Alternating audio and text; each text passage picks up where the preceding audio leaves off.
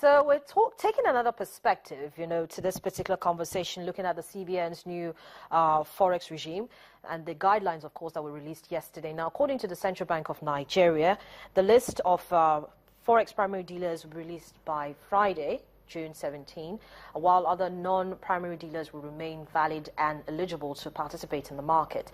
Interbank trading under the new guidelines would begin on Monday, June 20, while tenors and rates for the Naira-settled OTC FX futures will be announced on June 27. Now, with the announcement of the framework and guidelines, is the best time now to invest in Nigeria? And how much of an impact will this have on financial assets investing? Robert Omotunde, Acting Head Investment Research, joins me now to talk about this. So good morning to you, Robert. Good morning, Harry. So let's start with taking a look at, of course, between yesterday and today, a lot has happened, and a lot is going to continue happening in the next coming days. Do you think this is the best time to invest in Nigeria? Of course, there can't be a better time than now. You know that this is the time that almost all the investors have been waiting for as it relates to foreign exchange pricing in Nigeria. And we must laud the courage of the Central Bank of Nigeria in taking this bold step at this time. And in our view, it is positive for the market. And of course, you see the initial market reaction. Yesterday, equities market did about 3.2%. That's against the bearish mood that persisted in the in other trading days before yesterday.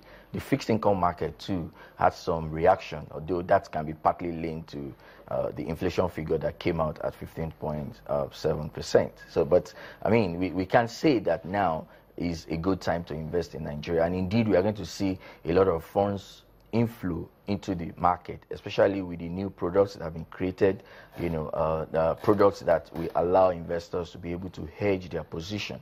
So if an investor is coming to Nigeria and wants to take a 2-year perspective, based on what the Central Bank of Nigeria said, there's going to be a Naira-settled, non-deliverable OTC FX futures. What that means is that if I'm going to take a 2-year perspective, investment perspective in Nigeria, I can lock in my exit rate, from the same day I'm coming in. So as much as 2 years. For us, that's laudable. So Central Bank, they indeed beat our expectation. So that's clarity for you. And I literally said yesterday, all gloves are off now.